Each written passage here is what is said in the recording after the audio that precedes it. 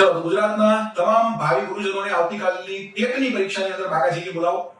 સાહેબ આ વખતની ટેટની પરીક્ષા જરૂરિયાત સાહેબ કંઈક વિશેષ છે, નવો અભ્યાસક્રમ સીટેટ આધારિત, તો પેપરમાં બાળ વિકાસના પ્રશ્નો કેવા હશે? સર એમાં એવું છે કે બેઠા પ્રશ્નો નહીં આવે.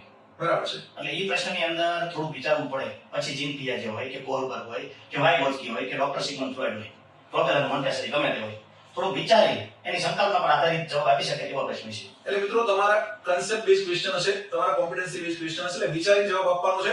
એક શિક્ષક તરીકે વિચારવાનું છે અને પછી જવાબ આપવાનો છે.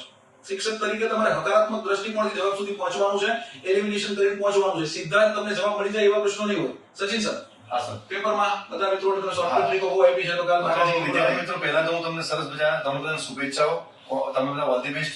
પહેલા તો તમને હું એવું કહેવા માંગીશ કે આ પેપરમાં તમે સમય જે તમને વધારે આપ્યો છે એનો મતલબ એવો નથી કે પેપર બધા એમસીક્યુ ટાઈપ હશે, બરાબર.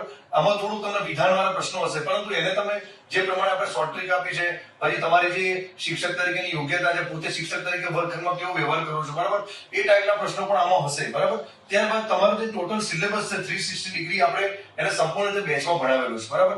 એટલે એને આપણે જોવાનું કે આપણે પરીક્ષા આપતી વખતે કઈ કઈ બાબતોનું ધ્યાન રાખવું, બરાબર. સમય જે એનો સમય ટાઈમિંગ જે છે એને લગતું, પછી એનો જે કઠિનતા મૂલ્ય છે એ બધી બાબતને તમે એક શિક્ષક બનીને યોગ્યતા પ્રદાન કરશો, પેપર આપતી વખતે તમારું 100% આપશો, તમારું બેસ્ટ રહેશે, બરાબર. તો wish you all the best for your exam. ચલો મિત્રો, ઓલ ધ બેસ્ટ, બરાબર. Best of luck. ચિંતા કર્યા વિના પેપર આપજો અને સમજીને શાંતિથી ટીક કરજો. પ્રશ્ન લાંબો હશે પણ સહેલો હશે, એટલે વિચારી જવાબ આપજો અને તમારી ક્ષમતાની કસોટી કરે એવો પ્રશ્ન હશે. શિક્ષક તરીકે વિચારજો અને શિક્ષક તરીકે ઓપ્શન ટીક કરજો. All the best, best of luck. જય હિન્દ, જય ભારત, જય જય ગરવી. આવતીકાલની પરીક્ષા માટે તમામ વિદ્યાર્થીઓને શુભકામના પાઠવવામાં આવે છે. જય હિન્દ, જય ભારત, ભારત માતા કી જય.